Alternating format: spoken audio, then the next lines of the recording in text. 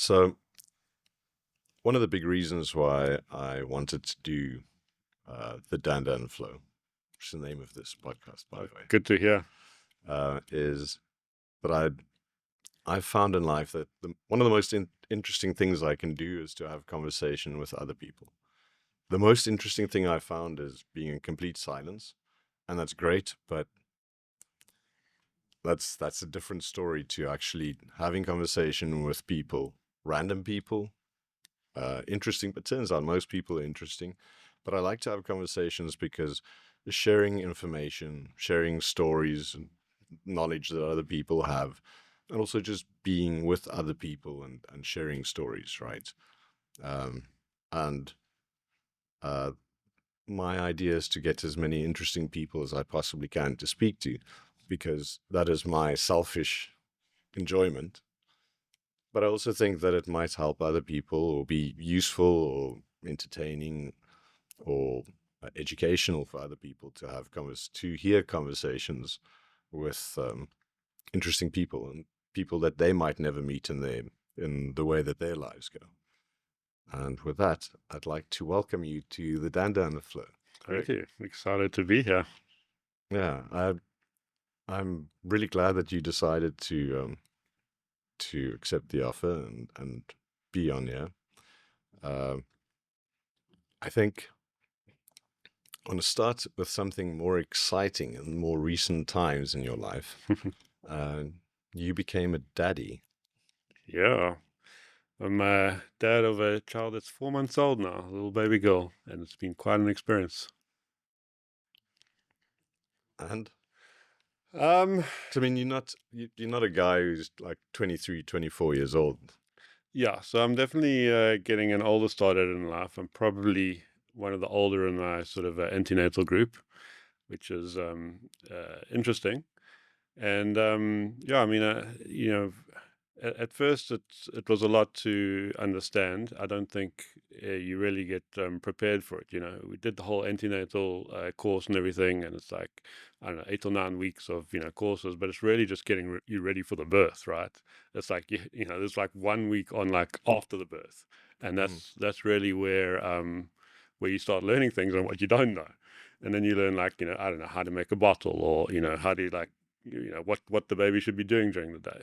And at first, it's super easy, right? Because she's just a quiet little baby that does nothing.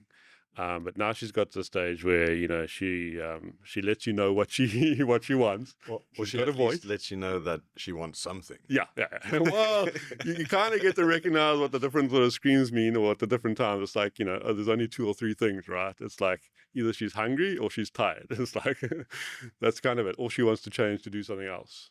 So yeah, it's been quite a journey. But she's just got to the stage now where she smiles, which is like just amazing. You'll put your face there and she'll recognize it and she'll smile, and that's worth everything. Yeah, it's amazing. Oh, no, I haven't had any children myself, and I suspect I might not. Um, I can recommend it. I I can understand. Everyone who has children recommends it to everyone else. Um, it's really something for myself from a very early age. I knew that it's probably not going to happen for me, but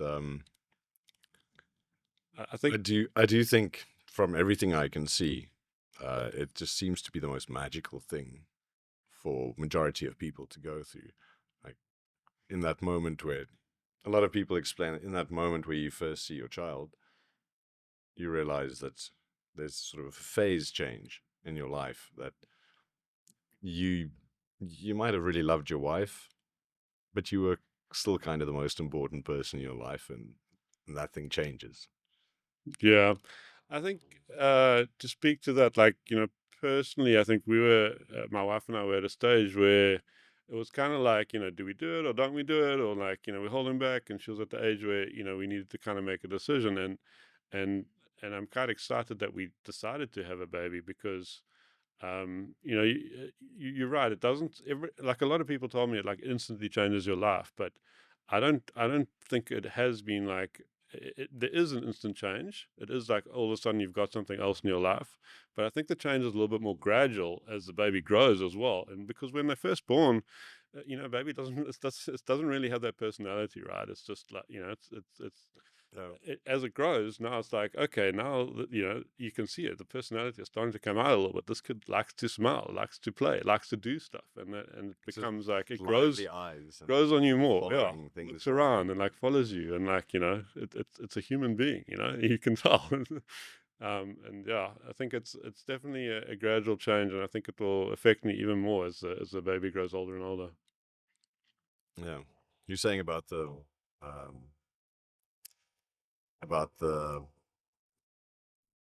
moment that a baby gets born. I was thinking about something that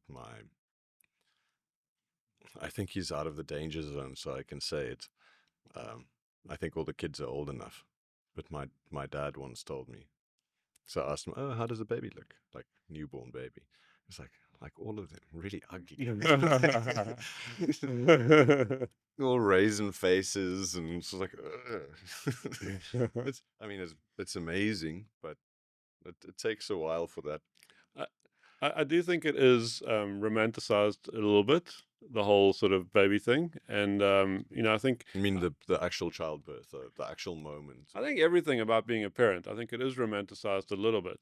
And, everybody, because you'll get like a lot of people say, oh, it's amazing, so it's a wonderful thing in the world. But I think, I'm old enough, and maybe my wife is also old enough, where, I think we've been through a lot, and we can see it a little bit more realistically. It is a lot of work, it's a lot of work, but it's worthwhile.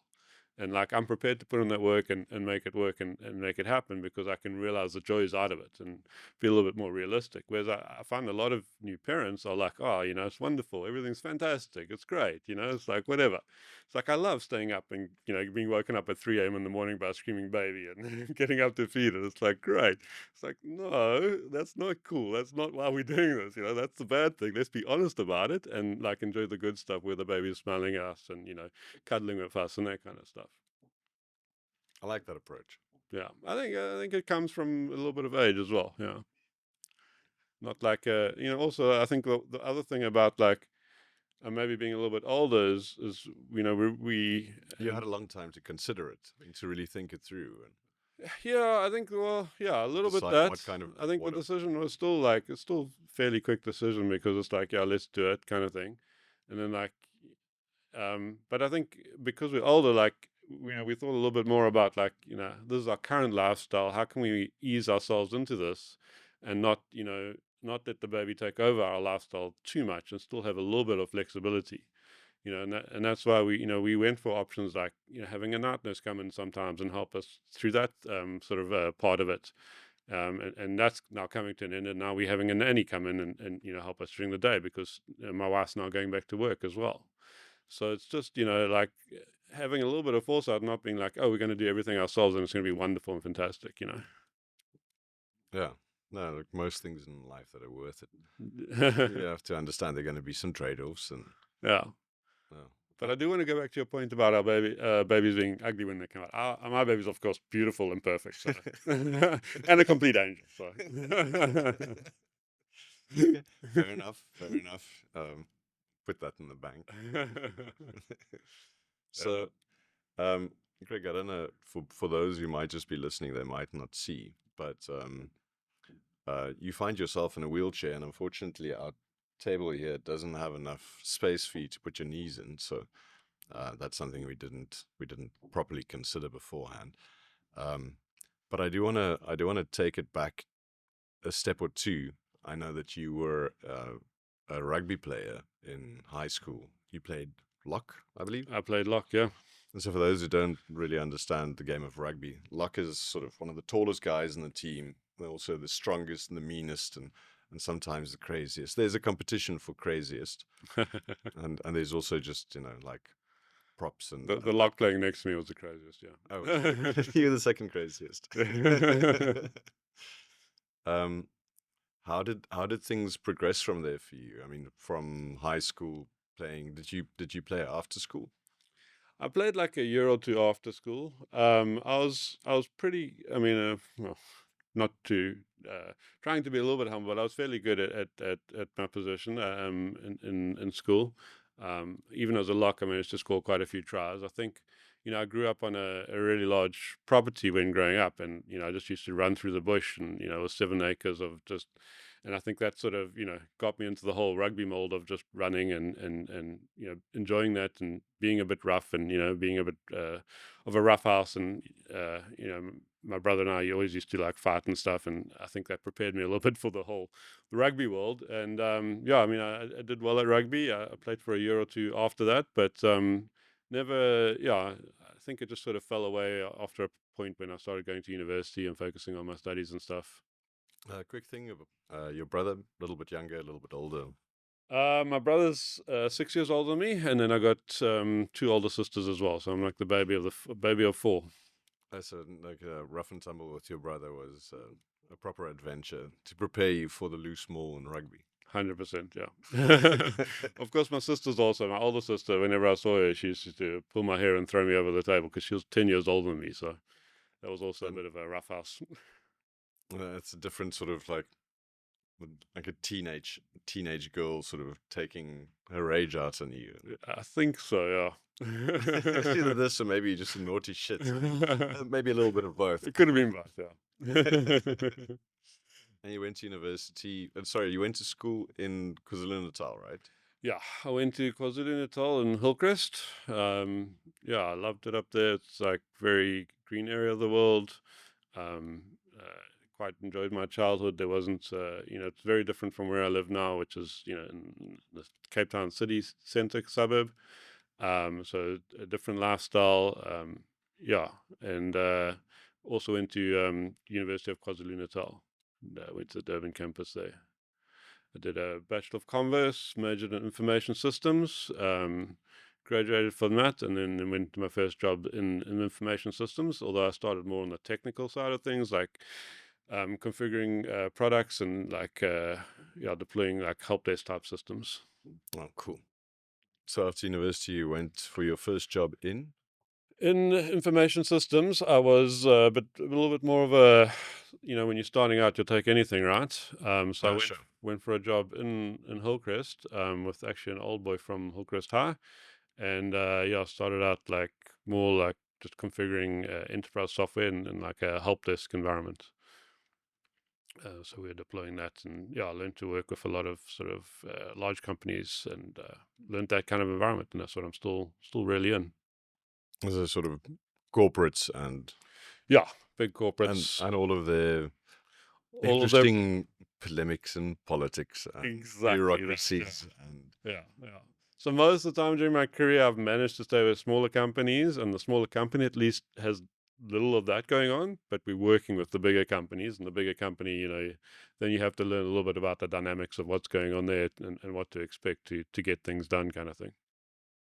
yeah, and it teaches you a bit of patience as well. And I suppose while you're at university and while you're younger, you look at the world and you have an idea about how you'd go about it. And um, I want to say sort of like an Elon Musk approach of I'll just get in there and I'll just do the things and we'll just make it work, right? Yeah, How could it be so difficult? And yeah, then you suddenly encounter that resistance of corporate and the corporate bureaucracy and the difficulties of that. And some people are really good at that, and some people figure out their nests and actually become really comfortable in those positions. But you figured out at an early age how to work with them, and you're obviously working with several companies. yeah. Definitely, always working with several companies, and I think I mean, I think I learned it at that age also, just to stay. It is about the people a little bit. It's not just software you're putting in. You have to consider the people angle, and what's happening in that dynamic. But normally, I learned to stay away from that a lot and just focus on the software, and then to work with like a champion at the business who will then, go and do all those things at the company to handle the politics. Go and manage the change internally to get whatever needs done, and then we can worry about the software and the technology that we're delivering and make sure that that works to its best. It's a division of tiers. Yeah, 100%. Yeah. TEARS. There were a few of those, yeah. There always are. uh, Craig, I'm going to move into an area that's obviously affected your life dramatically. Uh, at what point, and if actually I'm going to leave you to tell us the story. Sure. So it's actually at that first job after university that I was injured. So it was back in 2002, June 21st. So quite easy to remember. Or Like 23 years ago, yeah, more than 23 years now. yeah, more. 2002, yeah, 20, more than 23. So it was almost, yeah, I guess I'm almost halfway because I was 25 when I was shot. Yeah, so it was during that job. I mean, you know, 20s, you're still kind of young, you know, invincible. You know, you feel like you've got I was the high school lock. I'm a rugby exactly, guy. I'm yeah. big. I'm strong. Exactly. I had no physical problems whatsoever then. You know, it's like, you know, you could do anything, right? You could run around and you had no lack of energy. You felt strong all the time. So yeah, I mean, we were at a meeting in Durban in the harbor there, and it was a Friday afternoon. Sun was shining outside. Beautiful day. I was with I think two colleagues. Um, not like yeah, more on the sales side. They'd pulled me into a meeting to go and, you know, talk about our software and that kind of stuff, and you know, very nice clients or prospective clients. Did the meeting, everything went well. All going back, you know, already thinking about, hey, let's go back to the office and have some beers on a, you know, Friday afternoon kind of thing, as you do when you're in software. And uh, my colleague had a laptop over his shoulder, and you know, we were all walking to our cars, and like little kids started like pulling the laptop on his shoulder. I turned around, you know, being young, invincible, and I'm like, hey, I'm gonna clap this, like, you know, get the hell off my buddy, you know. You know, the little kid, I can sort this out. Didn't realize there was another kid standing behind me, and that kid had a gun. So I started like menacingly gonna clap this little kid, and then other kid pulled the trigger, and the bullet came through the side, my side here, through the rib, through the lung, and then through the spinal column. And it's actually still wedged against the other side of the spinal column. So it's cut the spinal cord and wedged on the other side of the spinal column.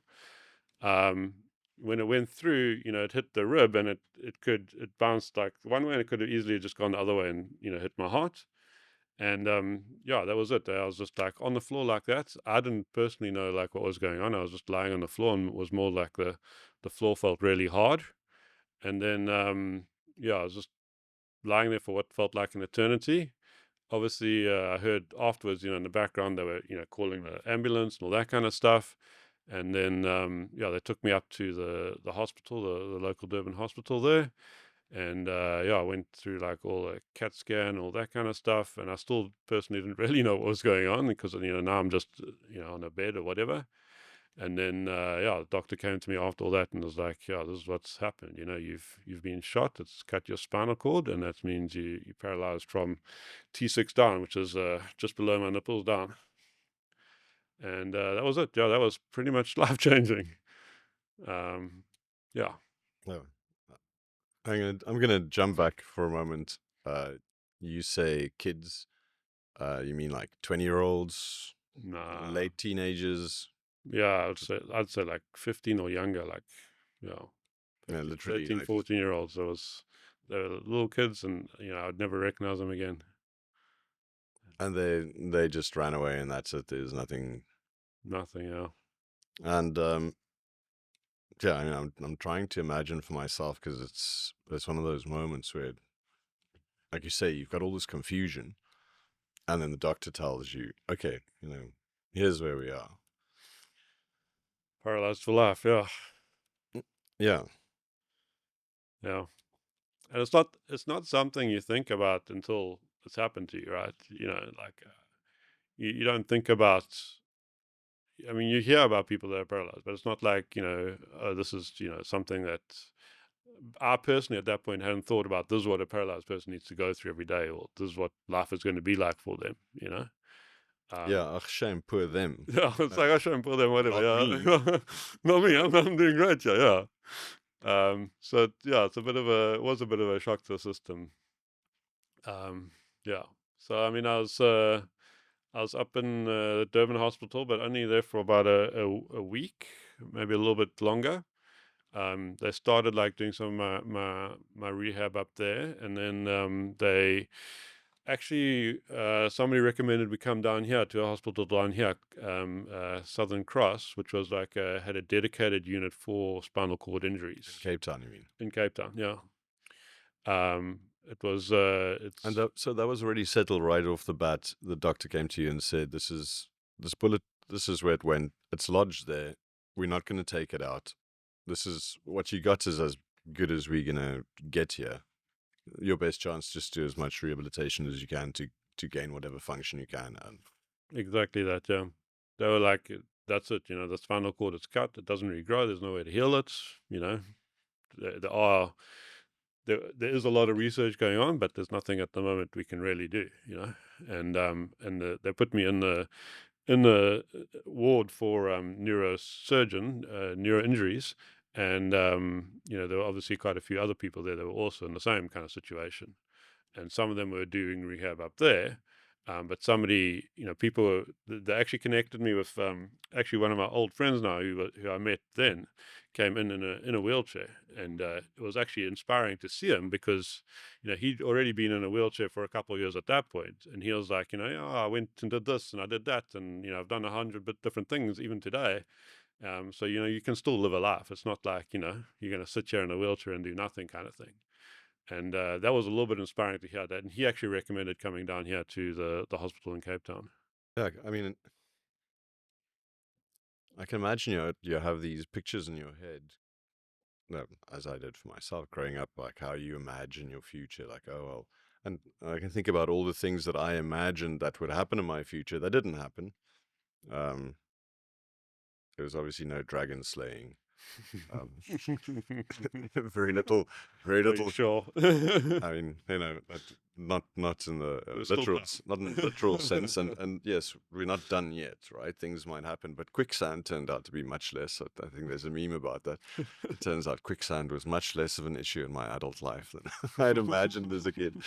Um, but you have all of these ideas of what life might look like, and obviously, this isn't something like you couldn't have planned it this way.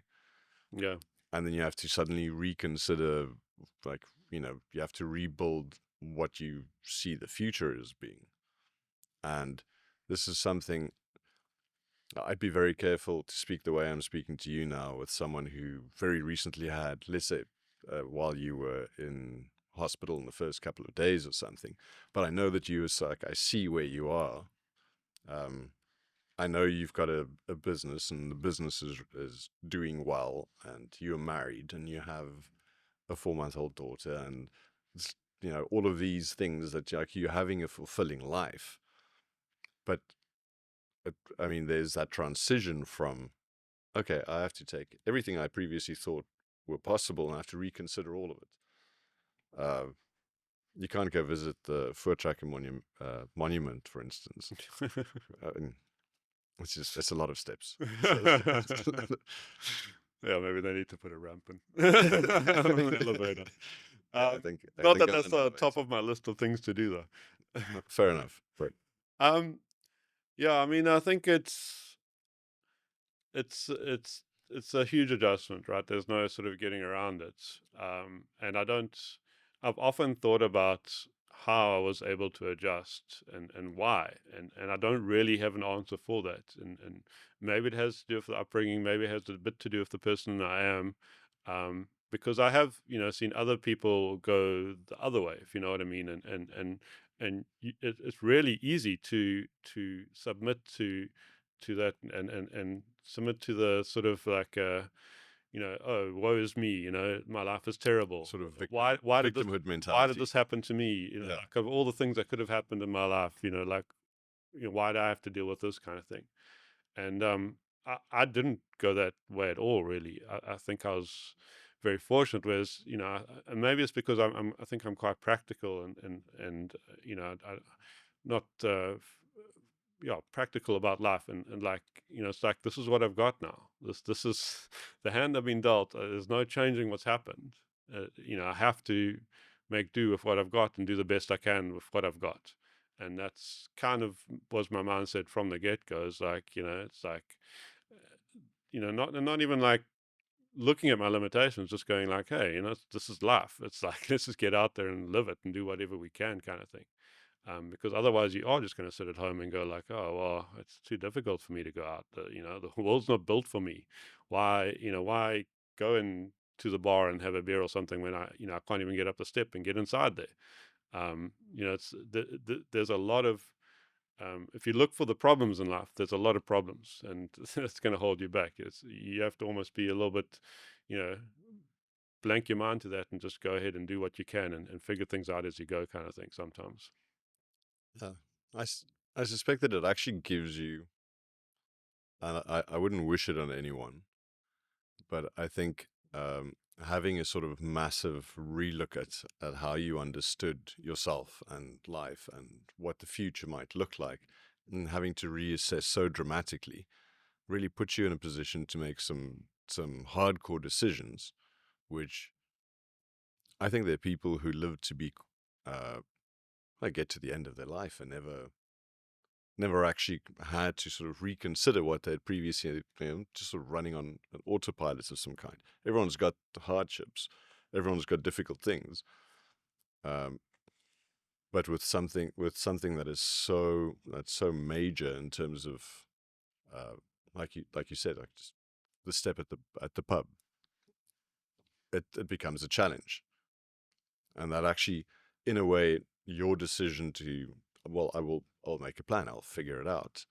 That's actually such a positive affirmation of your ability to take on life despite what it throws at you, as opposed to just sitting back and, you know, complaining about it, which I think is so easy. Yeah. So it really does. I mean, life is difficult. Yeah. Um, and it's that internal locus. Sorry, I'm just swapping my legs. Yeah. Internal locus of control that's always sort of knocking on your door and asking, like, but are you really in control? Like, Yeah. what have you seen now? Yeah. And I don't think it's a conscious decision, I don't think it was like I consciously made it and said like, oh, like this is forcing me to change how I live my life, or to look at what I'm doing or anything. I think it was just a matter of like, you have to go out there and do what you can, and then as you go, what I've realized is it makes you a little bit more unique, and it makes you, I think, as you said, like, you learn other things that you might not have learned otherwise. So like taking the step at getting into the bar again, it's like I'm 100% comfortable asking people for help. Whereas like the younger me would have wanted to do everything himself, but I'm 100% okay to try and fail in front of other people, and be like, okay, I need help here, or because I've done it before, recognize that I need help in advance and go, hey, there's a step here, can somebody help me out? Yeah. No, and no, what I'd really appreciate about you is this. We haven't been talking about all of the funny things in this world, but you have a great sense of humor and always laughing, about almost all of the things. but but I know that like one of the initial conversations we had was actually sort of on the business side. It was what you do in terms of what you currently do, your current business, and I was looking to see if I could help you in ways with with your teams and so on. But it also actually sounded like your team's under control there and having lots of fun. Yeah, I mean, I think the business side has also been a bit of a revelation, and yeah, I mean, I grew a business basically from the ground up, and we now over 15 and 15 employees, and yeah, we keep going, and I think we've done fairly well in the past. COVID was fantastic for us because everybody wanted to digitize everything, so we had a fantastic time and made a lot of money. And now I think this last few years we've been a little bit more challenged, and we've changed, and we're taking on new sort of software, and yeah, doing a lot more in terms of what we can do for our enterprise customers. So you want to talk specifically about what kind of solutions you previously had, which ones grew best during during COVID times, and then what kind of additional solutions you've taken on. I'm guessing some of those, or many or most of them, might be third-party solutions that you sort of packaging in a way. So everything we pretty much do is resell. So because we're selling to enterprise customers, we are using software developed for them that's ticks a lot of the boxes in terms of security and scalability and all that kind of stuff. So we were always focused on a one particular service management vendor, and that's the sort of service desk ticketing what that's grown into in terms of a framework behind that. Sort And of broadly CRM. well, yeah, it sort of sits adjacent to CRM really. CRM is more like the sort of front end side where you're looking at sort of working with customers and all that kind of stuff. Right. And service desk is normally more service management. Service desk is normally more the back end stuff, so more like the ticket logging, servicing your employees, and that's also a realization we've had over the last few years is that the employee is always more central to us than like the customer. And now, so now we were focused on one vendor and really built our skills quite deeply on that, and we're probably the best in the country at that. And now we've looked at what's happening in the market, and there's a lot of demand to be more agile, be more responsive, be more modular as well. So beyond this sort of vast, massive system that we've already always offered, the service management solution, now we've added on more like an omni-channel solution. So coming via any channel, no matter how many transactions you're doing a minute or whatever, whether it's WhatsApp or SMS or Instagram or whatever, connecting that into our service desk. And then also we've added an integration layer, so like thousands of connectors from that system to go and then automate whatever work needs to be done. So the employee can communicate via those omni channels.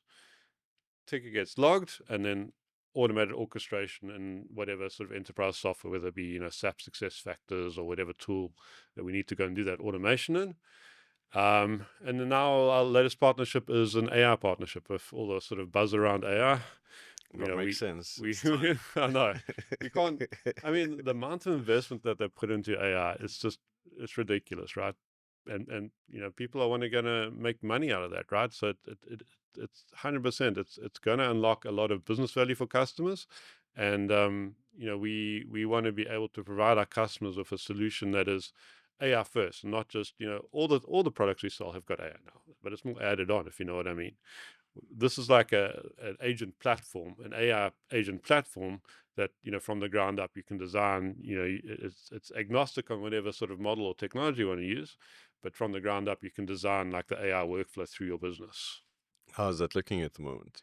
So we're still doing enablement at the moment, and now we're sort of starting to go to market probably at the end of this year a little bit and beginning of next year. But I mean, already there's a lot of people interested in it, and it's also really well rated by the industry experts, so by all the analysts like Forrester and Gartner and whoever.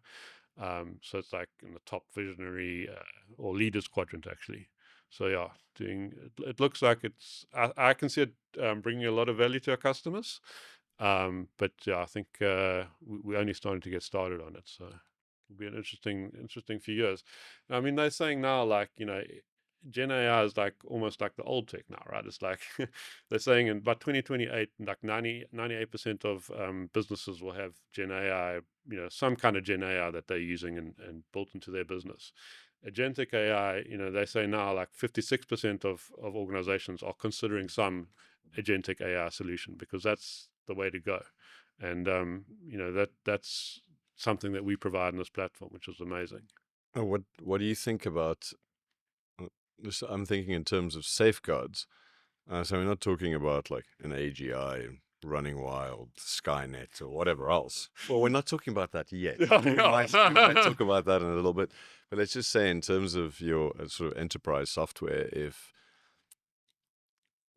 if you have an AI that's making some kind of monstrous fuck up and no one's actually watching it, and that sort of moves through the whole system, and 2 years down the line, year down the line, you suddenly realize, how, what do you do in terms of guardrails? Yeah, I mean, so obviously with data, like the data access is one of the big things with the search, right? So there's guardrails in terms of what it can access and what data it has available to it, that it's got the sort of context of whatever user's using it. So when you do a search, you're returning only sort of data that the user should have access to. And then in terms of execution, there normally is a sort of a human in the loop process if it's not a standardized process. So it's like it does go through some form of action where the human goes, okay, yes, this is the right thing, let's go and do it. And then it plays back those results. And it's all about also, that everything is accountable and auditable, right? So all transactions do go somewhere, they get transacted. And that's part of what we're doing as well. Is when we're doing the AI, is we connecting it with our existing solutions, right?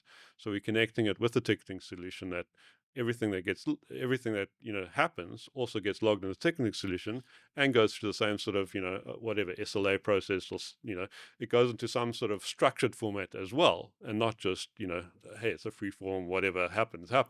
So what you're saying is, for my force majeure environment to work, you'd need the various AIs in the system to conspire. Conspire against each other, yeah. Conspire together against the humans. Well, maybe we can get to AGI, we'll get there. But I mean, definitely that sort of multi-agent orchestration is like, that's also kind of exciting, but that's also like, yeah, you got to have them all talking to each other in the right language as well, and passing the data across in like a way that makes sense. I think back 5-6 years, and for what I understood about software, where it stood, what you could do. You look at these different, like, how do you put your SOPs in place and ERPs, and this sort of paradigm I had about what was possible, and then trying to imagine what you can do by putting we're going to use generic. I'm just going to say AI, but the LLMs or the agents or the whatever. But you start to close loops, and there are these areas that think, for instance, call centers. You have a call center, you have 100 people, and some of them are great and some of them are not so great, and some of them are really there to do the thing and some not, and you need managers to check up on them, supervisors check up on them, and then managers to check up on the supervisors, and you can take so much of that pain away for the customer. Um, and then how does that, as it moves through the whole of the economy, how does that impact the world? Yeah, I know. No, I don't know if anybody really knows the answer, right? It's like, and you hear of, like, there was a story about in the last day or two about Amazon apparently getting rid of like X% of their workforce. There was an internal document that was leaked. And it's like, okay, if Amazon gets rid of that many people, where do those people go? How do they stay productive? And yeah, I don't know if anybody really knows. Yeah, I mean, this is one of those things that keep me up at night. I wonder if you have a whole bunch of software developers. Let's see, you've got 80 software developers. Now you only need, whatever, 15. In a year's time, maybe you'll need 5. Eventually, like 2 of them will actually do the job. But that's true across the whole economy. So what happens to all of those other software developers and all of those people in call centers? And, where does it go? I know. I know that there's conversation about like universal basic income. We'll have to find some way, but how quickly do these things happen? How adaptive are our policies, country by country, right? But politics in general isn't as adaptive as it should be. It's way too slow for the pace of technology. And so as technology moves into the space and government doesn't, policymaking doesn't, it'll always be way behind. Like, what happens in between? What gets dropped? Yeah, I mean, the way I think about it, and maybe my thinking is not that mature yet in this, but I mean, I just don't see those people as going away from the workforce, if you know what I mean. It's like, okay, so, say 100 people leave one company, surely they're going to go and be as productive for the AI agent somewhere else and compete with that company, and make as much. It's like, I just, like, surely AI is just going to help us all be more productive, and if a company is cutting costs, then it's isn't an opportunity for something else to grow, or some another company to be formed that will compete with them. It's like, and I know, like, there's been some talk about, like, we all went through the industrial revolution, and like, machines started making cars or whatever, and how did that affect The, us, kind of thing. It's back like, to the Luddites, right? So yeah, they'd like destroy the looms, the exactly right. automated looms, because how are we ever going to do any work again? Yeah, I just I do have faith in humans, right? That we will find a way to stay productive, and that AI is just going to enable us more, and enable us to deliver more value, and like, it's not like people can't or never not going to be economically uh, are not going to be prosperous in terms of what they do. They're just going to be using different tools, and the tools are the AI, right? Yeah. I think it's the things that concern me are actually just the pace of change. So if it changes that, like, because it can change so quickly, right? It changes so quickly and it affects so many people. You don't need to build up the, let's say, for factory workers getting replaced by robots, you actually have to build the robots. But that means that you need the plants that are scaled up to build robots at that pace. And so at least there's some kind of physical thing that holds it back, and then at some point will pick up its pace. But when it comes to software, when it comes to replacing, let's you have a call center, I don't know, there are big businesses in this world, 1,000 operatives, like how many people do you have? And you get to a point where you realize, oh, I can actually just replace all of them overnight. Like you said, those people go look for work elsewhere, but all of the competition are going to arrive at this similar thing, right? So you can have an entire industry, 90% of all the people who work in that industry just suddenly have to go find something else to do, another place to apply their skills. But we'll burn that bridge when we get there to it. Yeah, let's not get all too worried. Well, there's not much you can do about the progress of time, right? But I think what you can do is try and it's not to depress yourself, but I think you want to think through things and try and have some idea and figure out how to position yourself in terms of what could happen in the world and how it might play out. Honestly, when I think about AI, that, like, one of the things, one of the main things I think about is, like, what kind of world is my child going to grow up into? Where are we going to be, like, 15 years from now with AI? And it's like, already, like, uh, the AI companion thing, and, like, like there was this survey I saw the other day where they were, like, talking to people, and they found one person that was like, AI is my best friend, and it was perfectly acceptable to them that AI was their best friend, and that's who they talked to. They had a perfectly normal social person that got out and had lots of other friends, but they said, this AI companion is my best friend because I can talk to it all the time, and it gives me advice and everything. It's It's like, really patient. It, it it never likes everything I say. it never says I don't want to be your friend anymore. It has such good tips. It's so knowledgeable. Yeah. It terrifies me of, like, we're gonna have to, and to your point about, like, everything's changing so quickly, and how do we keep up? Like, how does the governance of these things keep up? We haven't really figured out, like, how do we govern social stuff, the social networks, and all the change that's happened around that. Like, Sort of what are slowly catching up on crypto after right, like trying. yeah, exactly. So yeah, I just, we don't know, like, what kind of impact it's going to have on humans, right? And what the rules should be. Yeah. I mean, at least for your daughter, I'd say one of the things we spoke about recently was education. And I know a lot of people who are very frustrated at school because typical school runs on a curve. And so if you're in the middle somewhere, you're fine.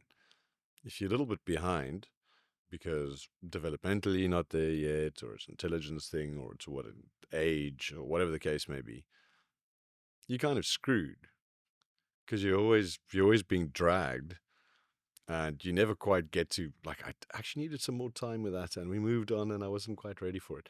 And anything on the other side of the curve, progressively, depending also on how far away from that center you are, you're bored. So you're going to become naughty, or if you're lucky, learn that you can just, grab a couple of books and just read your way through it. Just, Yeah. okay, well, all this is going on, I'll just have another chapter. Khan's Academy for Mathematics has this idea where, you have to score 100% before you can move on, right? Something like that. Oh, wow. So if you don't properly understand single digit plus single digit mathematics, then you're not going to move on from this. You have to get 100%. You should, absolutely. If you can't get 100% for this, then why should you move on?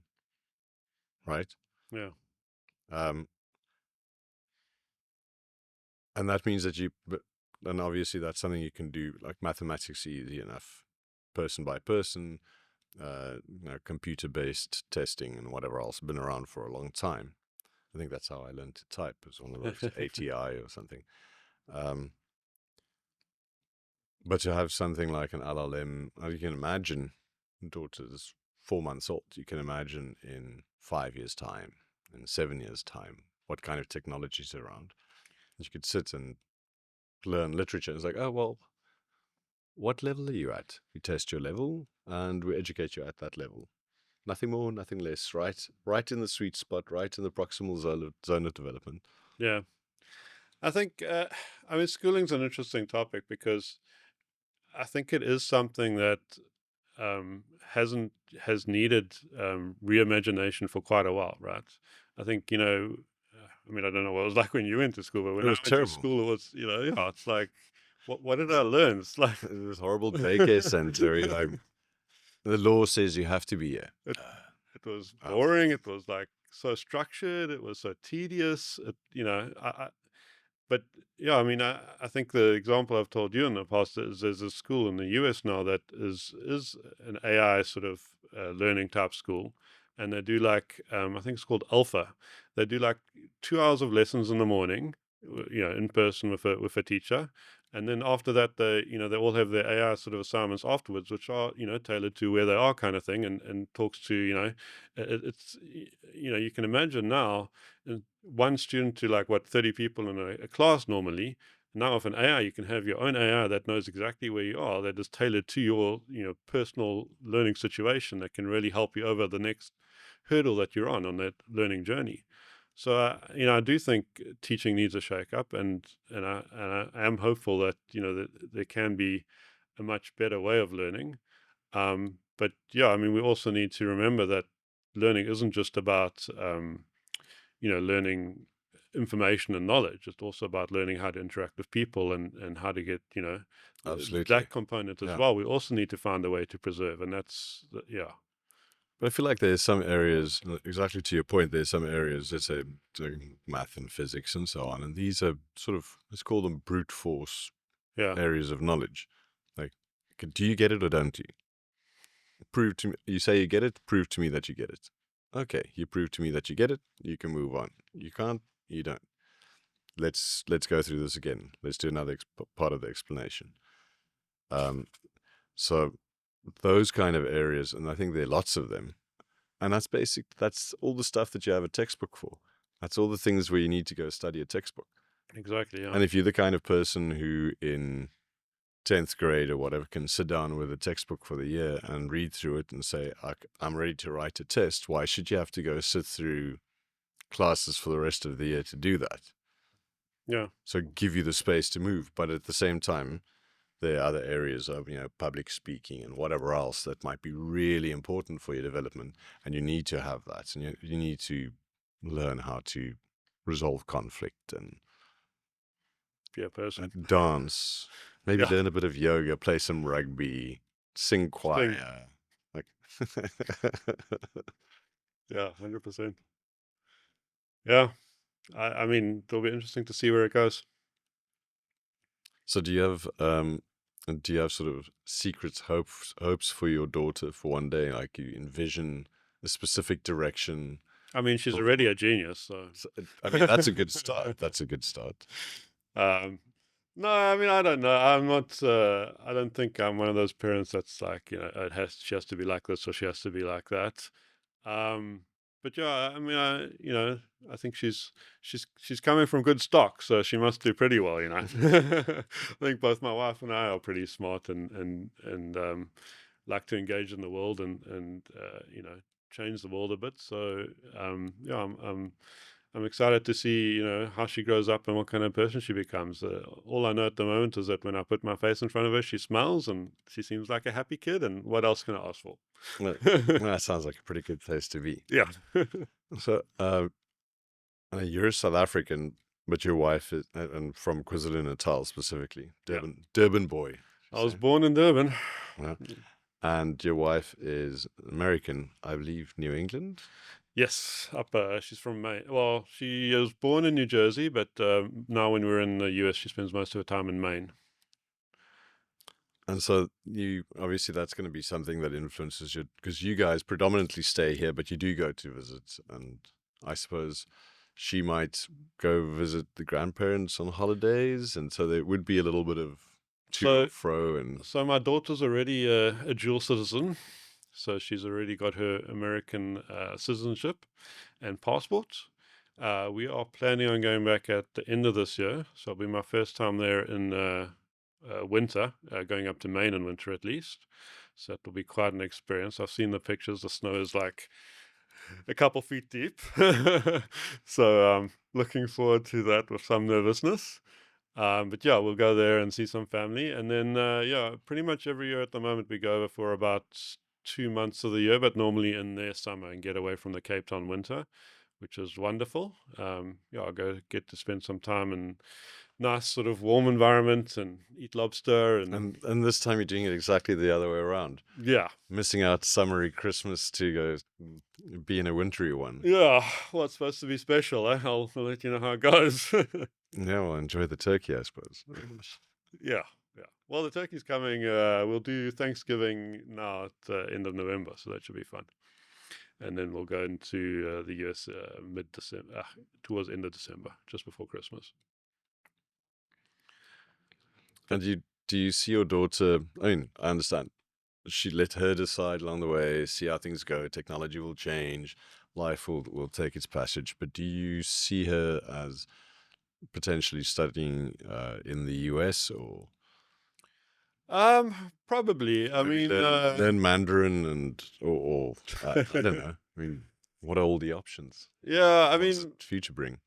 my wife loved the school that she went to in the US. It was a what they call a mini Ivy, I believe. But like so that schooling system was pretty good, and it was a liberal arts college. So I think more than like just learning rote knowledge, she also learned to think a lot. And I would want that for my child, but obviously there are also good schools over here. um but yeah, I mean, I think we'll see how it goes, and it will obviously depend where we end up when she's like at school going age. Yeah, so many unknowns for this adventure, right? Yeah, I mean, it's we realize that living a bicontinental life is a dream, and at some point we will have to pick one continent to stay the most on. But that decision, it's not here right now, at least. No, fair enough. I mean, the idea of the swallow and just sort of moving nice time of the year to nice time of the year Yeah, this way that's and that's that. the dream. Living the dream. Well, we're working to get there. One day. One day. Best of luck to you. Yeah. Thank you. No. Greg, I want to say thank you very much. It was lovely to have you on. Thanks.